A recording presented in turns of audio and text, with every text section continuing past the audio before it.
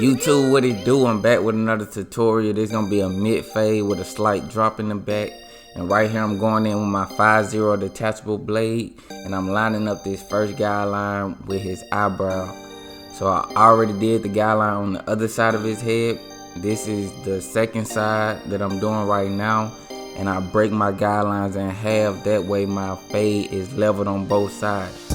It's unfamiliar to have a person with crooked eyebrows, you know what I'm saying? So use some facial features, you know what I'm saying, to keep your guidelines leveled on both sides.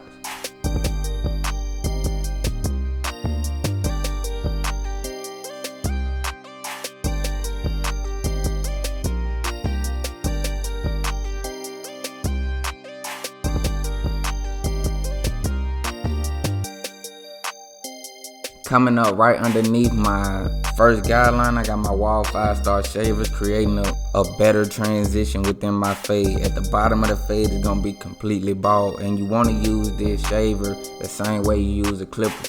You wanna have that same wrist motion with these shavers in your hand. It's all in the wrist, man.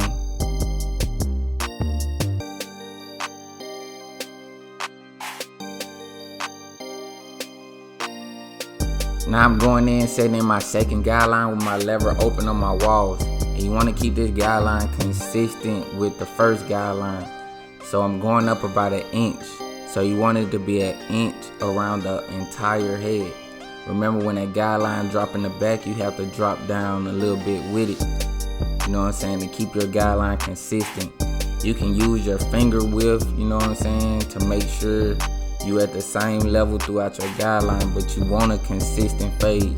So you want this guideline to be even all the way around the head.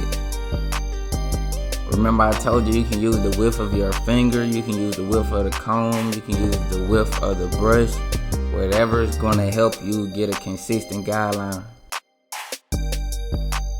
Now I got my lever all the way closed, and I'm knocking out that first guideline. I'm not going completely up, I'm just going to that guideline and I'm flicking out, erasing that first guideline we put in. And you're gonna see me open up the lever and go higher and higher within that guideline until I'm all the way open.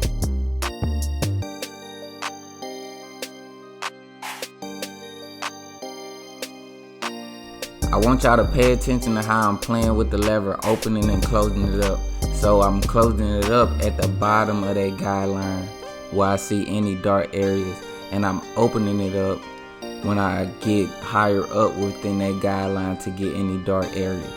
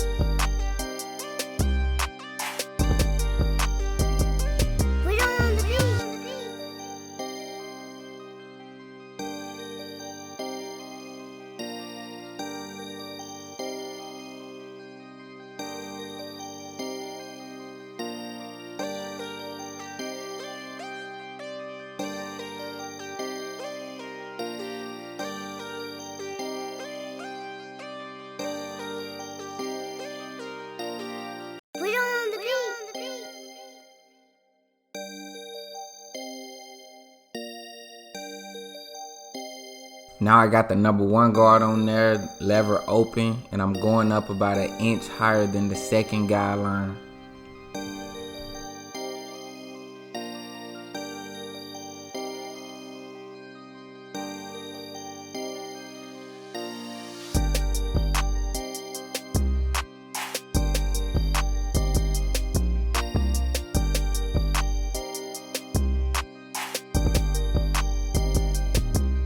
Now I got the number 1 guard closed up, coming right underneath that number 1 open.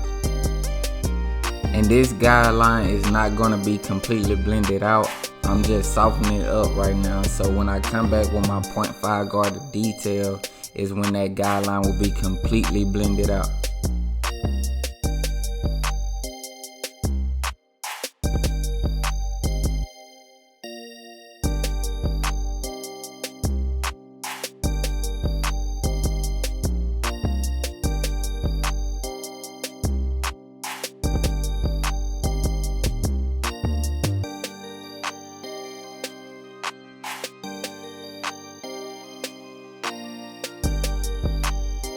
Now I done put the number 1 guard down. I got the 0.5 guard on there now. And I got it all the way in the closed position, because when the 0.5 guard is all the way open, that's basically a number 1 close. And you gotta remember, each guard face into the next guard. So I'm coming back with this 0.5 guard all the way in the closed position, coming right underneath that number 1 close to blend that guideline completely out.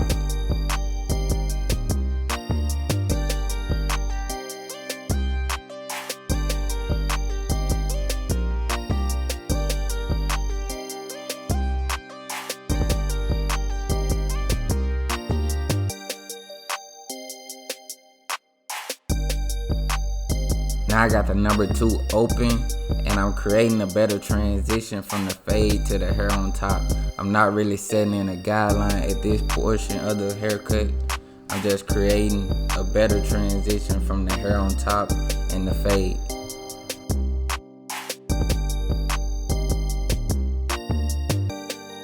Right here I got the 1.5 guard about the detail right underneath that number 2 open. You're gonna see me close the lever up to get a more cleaner look. But I'm not really, you know what I'm saying, setting in a guideline. I'm just detailing my fade at this point. Any dark areas I see, that's what I'm aiming at with this 1.5 guard.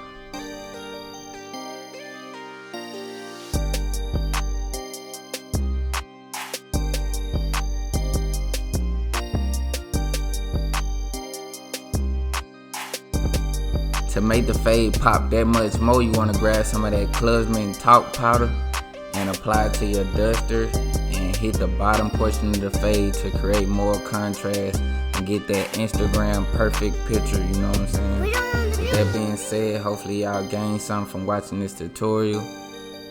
Y'all stay blessed. MikeWillBlendIt. I'm out.